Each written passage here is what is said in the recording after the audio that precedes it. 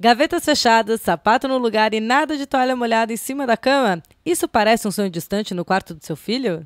O caos que gera muita briga em casa tem solução. E o exemplo deve vir dos adultos, que devem mostrar à criança o quão importante é a organização no dia a dia.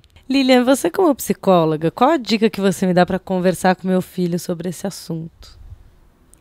Então, acho que o primeiro passo, os pais eles precisam adequar, né, a linguagem da criança, né, sempre procurando conversar de uma maneira tranquila, olhando nos olhos da criança, né, para que ela possa entender um pouco mais a mensagem que você quer passar para ela. E também de uma maneira objetiva e clara, né? Porque a criança, ela não consegue ficar muito tempo prestando atenção naquilo que está sendo dito para ela. Então, é importante que os pais saibam exatamente o que querem dizer para a criança, o que esperam que essa criança faça, né? Mas de uma forma objetiva e clara, usando uma linguagem do cotidiano dessa criança. E o que eu posso usar para incentivar essa criança a gostar de fazer isso? O que é mais complicado nessa hora?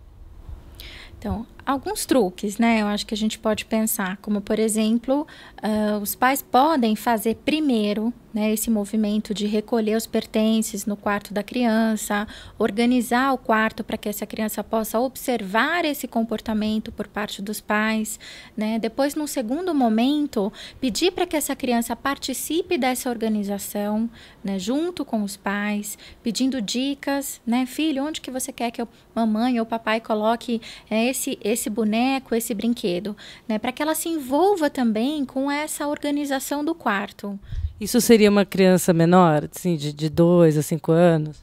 Então, é importante que a criança, né, assim que ela vá crescendo, né, que os pais possam orientá-la, né, de novo aqui usando uma linguagem do cotidiano, uma linguagem que seja compatível com a maturidade dessa criança, né, mas que já vá incentivando e ensinando. Então, a partir dos 2 anos, 1 ano, quando a criança começa a engatinhar, né, a gente também tem condições de mostrar para essa criança, né, que é importante ela guardar o brinquedo, né, num determinado lugar.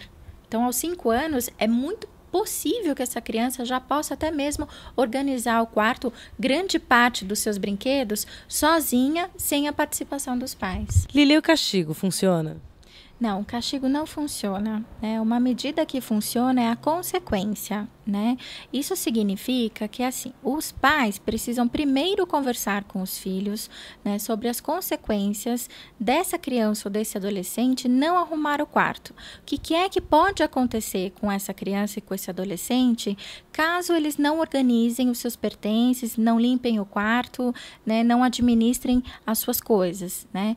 E aí, sim, aplicar essa consequência, né, na situação dessa criança ou desse adolescente não organizar o quarto. E os pais podem ajudar como? O adolescente ou até a criança a gostar, a querer fazer isso? Então, o modelo dos pais, né, é um ótimo aprendizado para a criança e para o adolescente. Né?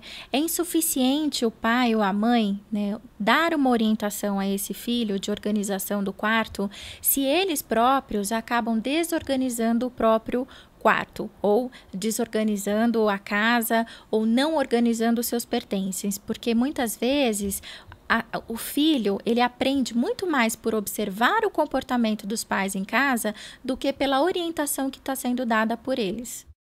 E depois disso tudo, ganha uma recompensa.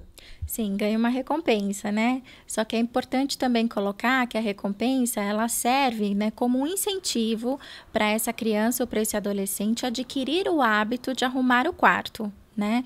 Agora, na situação, né, dessa criança ter formado esse hábito de organizar os seus pertences, de arrumar o quarto, não é mais necessário essa recompensa.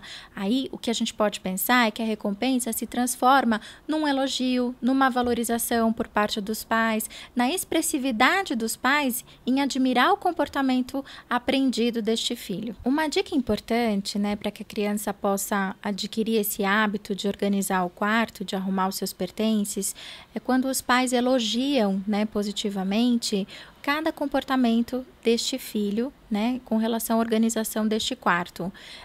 E uma outra dica é que os pais não precisam e nem devem, né, criticar ou apontar as falhas dessa organização do quarto, né? Simplesmente vale a pena colocar apenas os elogios, né, para cada comportamento que essa criança emitir e que for adequado, que for positivo e que tenha aí alguma relação com a organização desse quarto.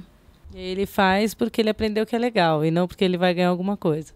Sim, ele faz porque ele também acaba, né, usufruindo o conforto do quarto limpo, do quarto organizado. Certamente ele vai poder ter mais espaço para brincar, chamar os amigos, né, e se sentir também bem, né, por estar ali num espaço que está mais limpo e organizado.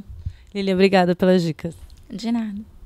Acesse www.minhavida.com.br e saiba mais como viver em harmonia com a sua família.